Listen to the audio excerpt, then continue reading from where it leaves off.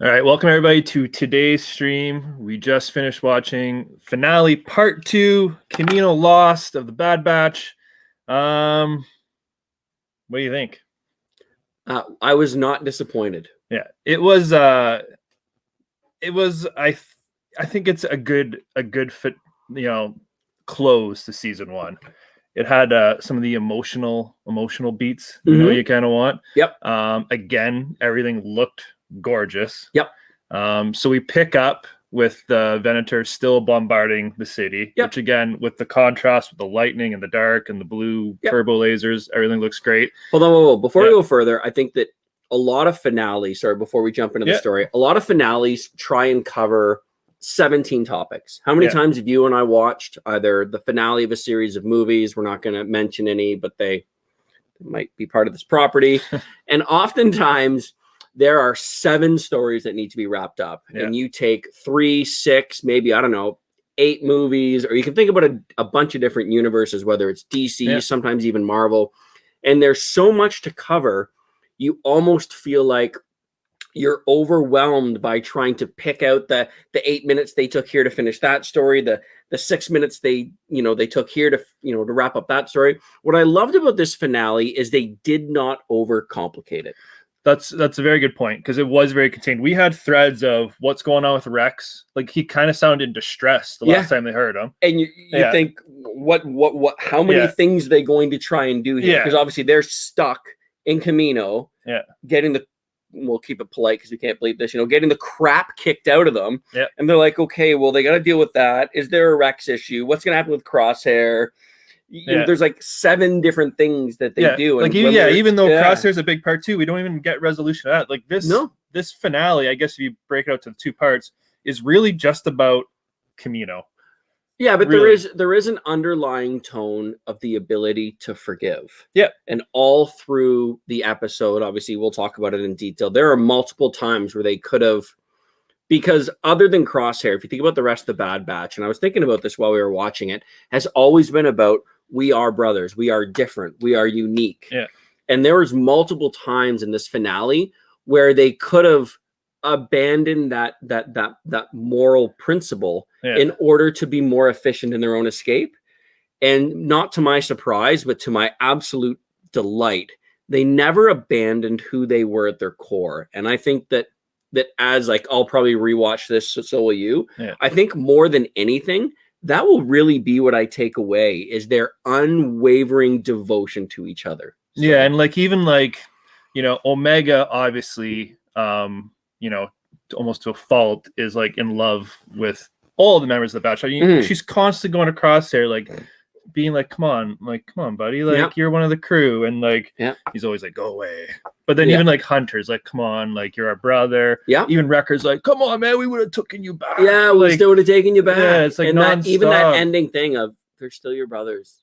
And you're mine as well. You can see that ending shot of them leaving, and you can see almost that moment of confusion from Crosshair, right? So, and Crosshair, still to a fault, is he's still enamored with the Empire. It's the pull of I guess, I don't know, is it the temptation? We kind of talked about this last time. Is it the temptation of power? No. Or he just thinks it's the right situation tactically for him? No, I think it's based on his enhancement. So he is described in this final episode as unyielding. And I was saying, I don't think it's necessarily the whole inhibitor chip thing. What makes him such a good marksman is his inability to doubt himself. But the spill off of having that character trait is that he's so convinced on what he's about to do that it's impossible to wave him off of it. And I think that's just part of his character. Is it Tech? Tech says it's not his fault. This is who he is. Just because I understand you doesn't mean I agree with you. But it's what makes him such a great marksman. He's so focused and committed on that task that he'll never doubt himself and he'll never miss. Which begs to the question, he seemed to miss when he was firing at them all season. Again, I feel like you could dive down that rabbit hole of there's that smidge of doubt. Right? So interesting. So I think feeling that kind deep on this Friday morning with drinking coffee. All right. So to tie the bow on Crosshair, we do get him left on the platform at the end. I guess, like, do you think the Empire is going to just willingly pick him up, be like, here's our great asset, like, welcome back?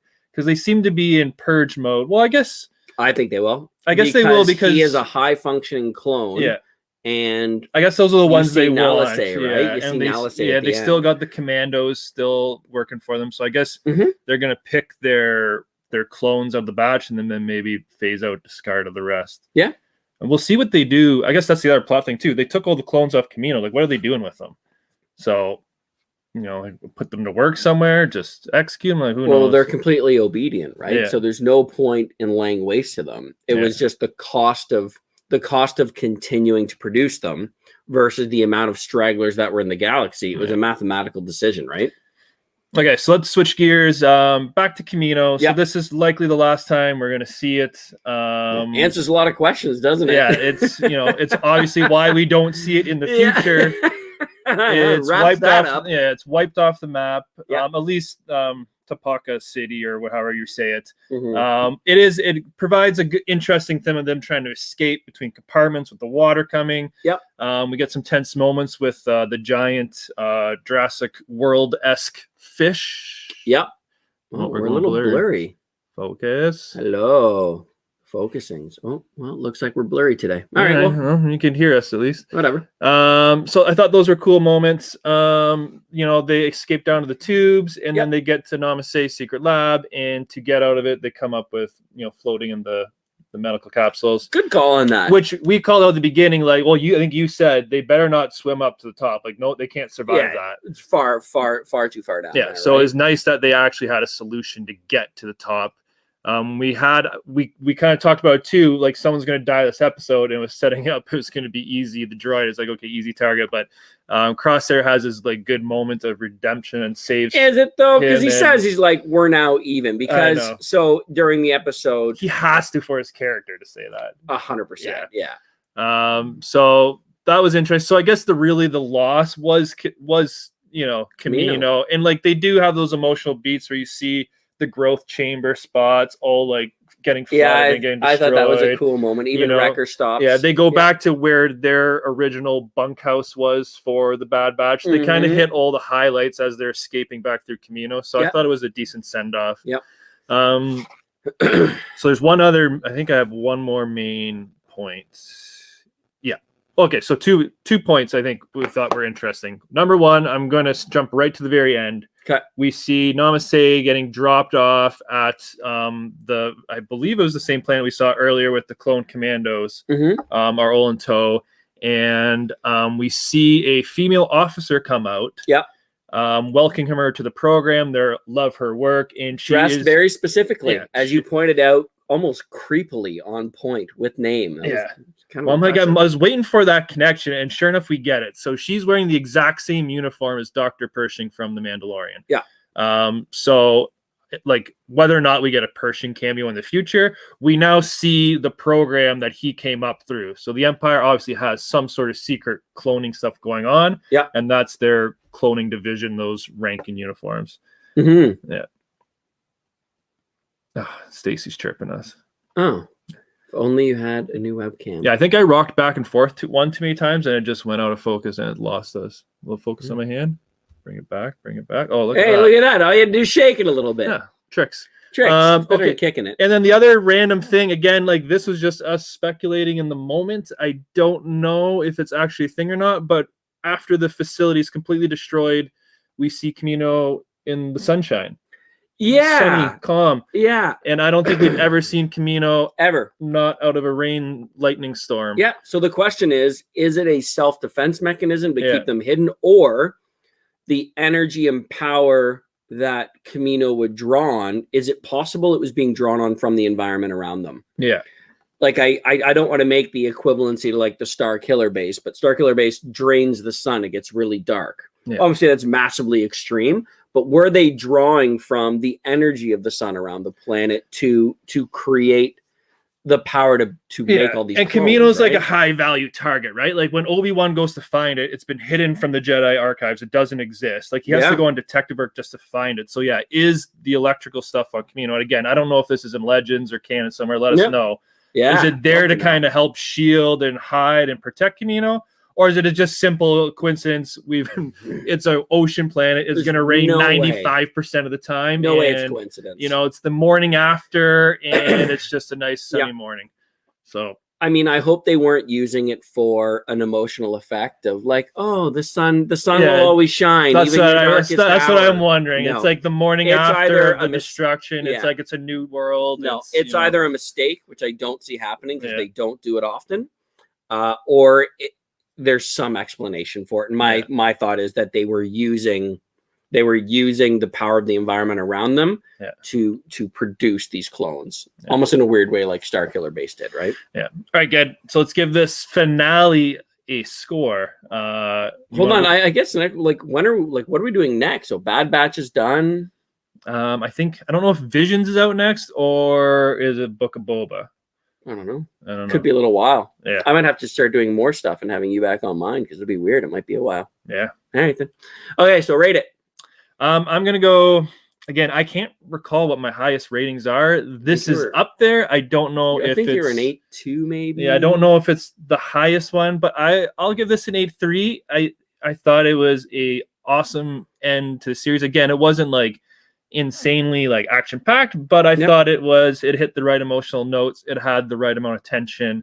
And even to your point, it didn't overcomplicate things. It ended this particular story and was kind of contained, which it was nice. I'm going to go a little higher. I'm going to go 8.5 for all the reasons you mentioned, but I love it because of that. Yeah. The sole objective was to get out of Camino. Yeah. There wasn't 17 other stories. I loved the nod to everyone stopping and looking at the chambers, the full circle of going back to their barracks. They did a really good job of taking one story and making sure that all of those emotional plugs were done properly. Yeah. I think that you saw a very little smidgen cool bit of character development. I think that no one rushed the writing in this so that nobody abandoned the morals in terms of keeping everybody together. I thought it was simply and perfectly executed. Yep. It is 100% an 8.5 for me. Nice. Like to be honest, I could have, if I had to guess what was going to happen, I could have sworn like Rex was going to show up with a fleet of ships or something like that, and or like Wrecker was going to die just to make it awful. And they resisted that urge to like drop in like a cameo or something ridiculous and just keep this a Bad Batch story. Which I was waiting for like the dual Ahsoka lightsaber. I was in my head. I was like, are they going to insert Ahsoka into here like the savior? You know, if you need a hit, just drop her into whatever property you're doing. But no, they nailed it. Yep. They absolutely nailed it. Okay. So I don't know if we'll do a season review. I think everyone knows their thoughts. Maybe we'll see. But yeah, maybe some predictions for season 2. Yeah. We can do that. But yeah, we'll definitely, if Star Wars Visions is up next, you guys will see us doing that. Perfect. So, all right. Thanks so much for having me this season. It was a lot of fun, and I look forward to what's next. All right. Thanks, buddy. Peace out, everybody.